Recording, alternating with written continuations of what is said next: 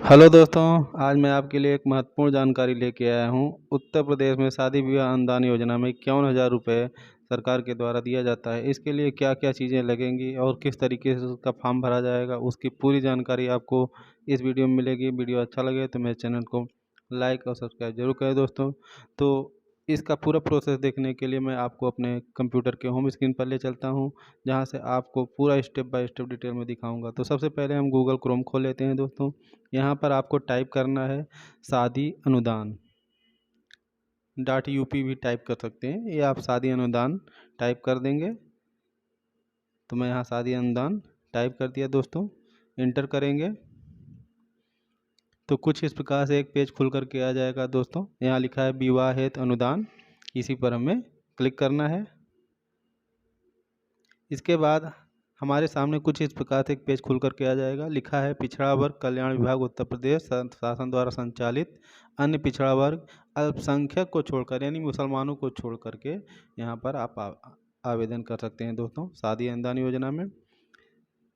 यहाँ से आप होम पेज खुला हुआ है, शासनादेश आप देख सकते हैं, आवेदन का प्रारूप आप देख सकते हैं, उसके लिए दिशा निर्देश और संपर्क सूत्र आप कार्यालय से संपर्क के लिए यहाँ से मोबाइल नंबर वगैरह निकाल सकते हैं। नीचे आप देखेंगे लिखा है नवीन पंजीकरण, यहाँ से आप पंजीकरण कर सकते हैं।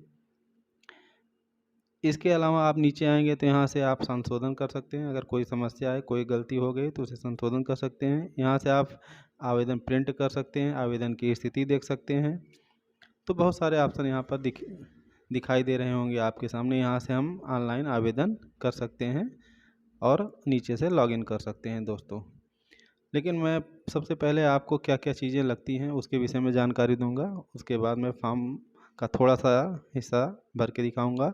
तो निर्देश के लिए आप यहाँ पर क्लिक करेंगे, अन्य पिछड़ा वर्ग। इसके बाद इस तरीके से एक पेज खुलेगा दोस्तों। अब यहाँ पर आपको पूरी डिटेल स्टेप बाय स्टेप मैं आपको दिखाने वाला हूँ दोस्तों। तो आप यहाँ देख सकते हैं सबसे पहले क्या क्या चीज़ें ज़रूरी हैं। यहाँ पर मुसलमानों को छोड़ करके, अल्पसंख्यक में मुसलमान भी आते हैं, उनको छोड़ करके आप फॉर्म भर सकते हैं दोस्तों। तो यहाँ पर सर्वप्रथम आवेदक द्वारा, नीचे निर्देश दिया गया है, सर्वप्रथम आवेदक द्वारा ऑनलाइन आवेदन भरने से पूर्व अपने आधार कार्ड एवं आधार कार्ड से लिंक मोबाइल नंबर तथा जाति प्रमाण पत्र, आय प्रमाण पत्र, बैंक खाते की पासबुक, ये सब विवरण आपके पास होना चाहिए। इसके अलावा शादी का कार्ड भी होना आवश्यक है, बिना इसके आप आवेदन नहीं कर सकते हैं दोस्तों। उसके अलावा आवेदक माता पिता या अभिभावक शादी अनुदान पोर्टल, यहाँ पर उसका लिंक दिया गया है, इसके माध्यम से ही आपको रजिस्ट्रेशन करना है। ठीक है दोस्तों, आगे देखिए दोस्तों, लिखा है शादी अनुदान पोर्टल पर वित्तीय वर्ष 2023-24 से आवेदक तथा पुत्री जिसकी शादी अनुदान हेतु आवेदन किया जा रहा है, दोनों का आधार में eKYC होगा दोस्तों। तो इसके लिए आवेदक और पुत्री का दोनों का होगा eKYC।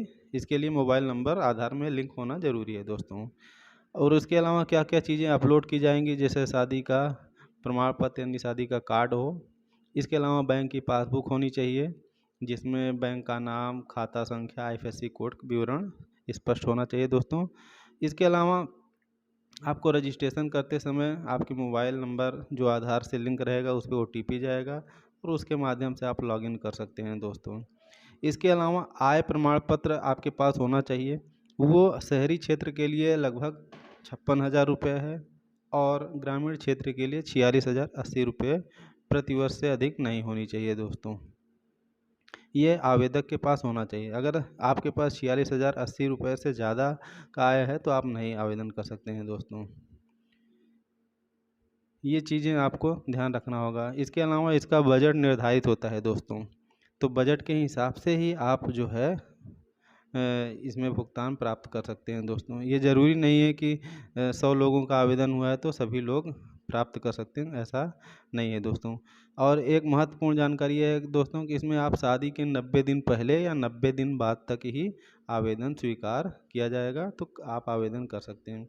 यानी शादी के 90 दिन पहले भी कर सकते हैं और शादी के 90 दिन बाद भी कर सकते हैं। इसका वित्तीय वर्ष दोस्तों 1 अप्रैल से 31 मार्च के बीच होता है, तो उसमें बजट निर्धारित रहता है, उसी हिसाब से पैसा दोस्तों आता है।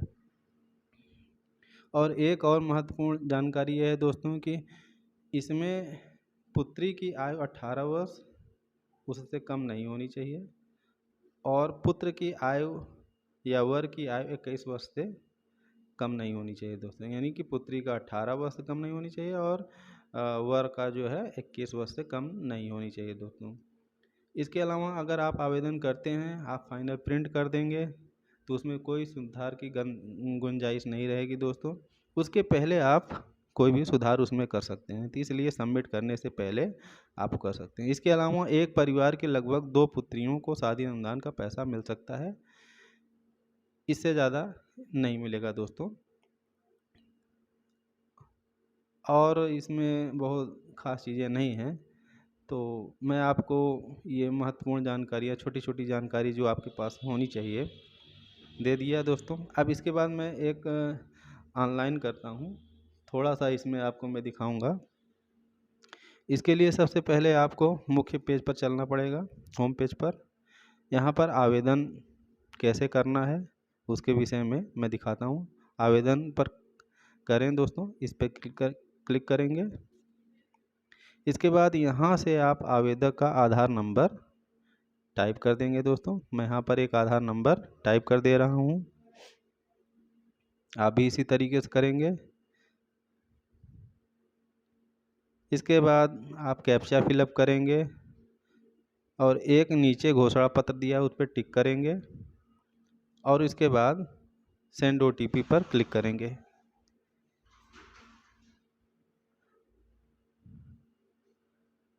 सेंड OTP पर क्लिक करेंगे तो एक OTP मोबाइल नंबर पर आपके भेजा जाएगा, उसके द्वारा आपका डिटेल सत्यापित होगा दोस्तों। तो ये देखिए OTP एक आधार लिंक मोबाइल नंबर पर प्राप्त हो चुकी है। यहाँ पर हम वो नंबर टाइप कर देंगे, आप भी इसी तरीके से करिएगा।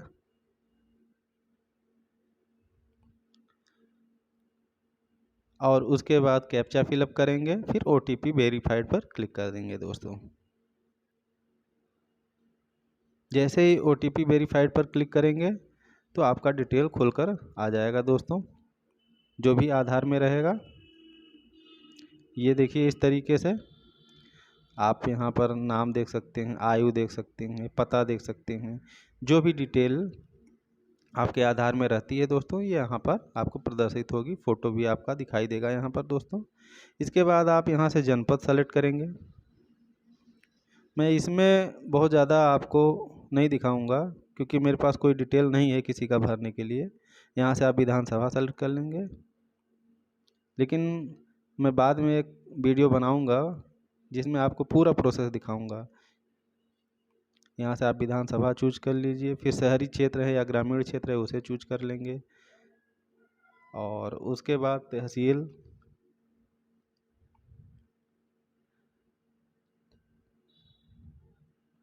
तहसील चूज करने के बाद आप विकास खंड अपना चूज करेंगे, फिर आप गांव चूज करेंगे और एक आपको मोबाइल नंबर यहाँ पर नीचे टाइप करना होगा दोस्तों। तो मैं यहाँ पर अब ग्राम पंचायत भी चूज कर ले रहा हूँ दोस्तों, आप भी इसी तरीके से करिएगा। यानी आप जिसका आवेदन कर रहे हैं वो किस गांव का है उसे आप यहाँ पर वो करेंगे दोस्तों। ग्राम पंचायत के बाद आप ग्राम सेलेक्ट कर लेंगे क्योंकि एक ग्राम पंचायत में 2-3 गांव होते हैं दोस्तों, ये ध्यान रखना पड़ेगा। फिर एक वैलिड मोबाइल नंबर और एक ईमेल, दोनों आपको यहाँ पर फिलअप करना पड़ेगा। और उसके बाद जो है सुरक्षित पर आपको क्लिक करना पड़ेगा। तो मैं यहाँ पर मोबाइल नंबर और एक ईमेल डाल करके दिखा दे रहा हूँ।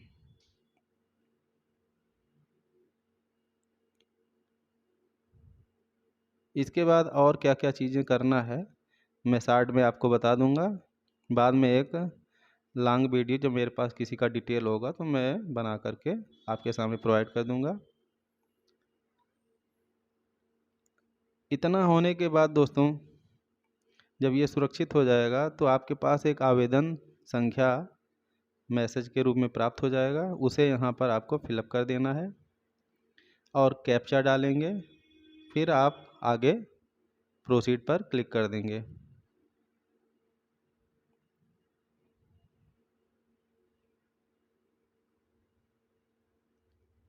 इसके बाद हम अगले पेज पर दोस्तों पहुँचेंगे। एक OTP यहाँ पर प्राप्त हो रहा है, उस OTP को यहाँ पर हम फिलअप कर देंगे। फिर कैप्चा फिलअप करेंगे। जो रजिस्ट्रेशन नंबर हमें प्राप्त हुआ है उसे हम सुरक्षित रख सकते हैं दोस्तों, क्योंकि आगे उसी के माध्यम से आवेदन होगा या आवेदन की स्थिति आप चेक कर सकते हैं। देखिए दोस्तों, इस तरीके से डिटेल आपके सामने खुल करके आ जाएगी।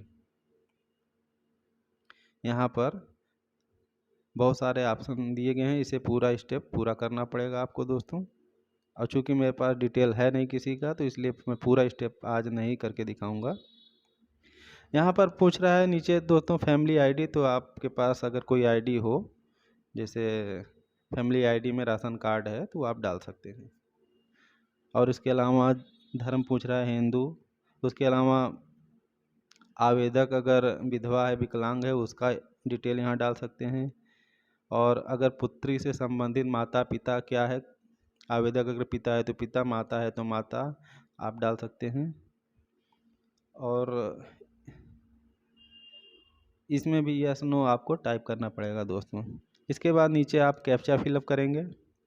कैप्चा फिलअप करने के पश्चात आप प्रोसीड पर क्लिक कर देंगे दोस्तों, तो हम अगले स्टेप में पहुंच जाएंगे। यहाँ पर अब पुत्री का आधार वेरिफिकेशन होगा। मैंने पहले ही बताया था दोस्तों कि आवेदक का KYC होगा और उसके अलावा पुत्री का भी आधार सत्यापित होगा, यानी KYC होगी दोस्तों। तो यहाँ से आप उस KYC को भी पूरा करेंगे। इसके बाद आपको क्या क्या स्टेप ध्यान देना है, जैसे वार्षिक आय, आप आय प्रमाण पत्र डाल देंगे, जाति डाल देंगे, वर्ग का विवरण डाल देंगे, बैंक का विवरण डाल देंगे। ये चीज़ें आपको डालना पड़ेगा दोस्तों। और इसके बाद आगे फाइल कोई जो अपलोड करने के लिए बोलेगा उसको करना है। फिर आवेदन प्रीव्यू करेंगे, फिर फाइनल सबमिट कर देंगे दोस्तों।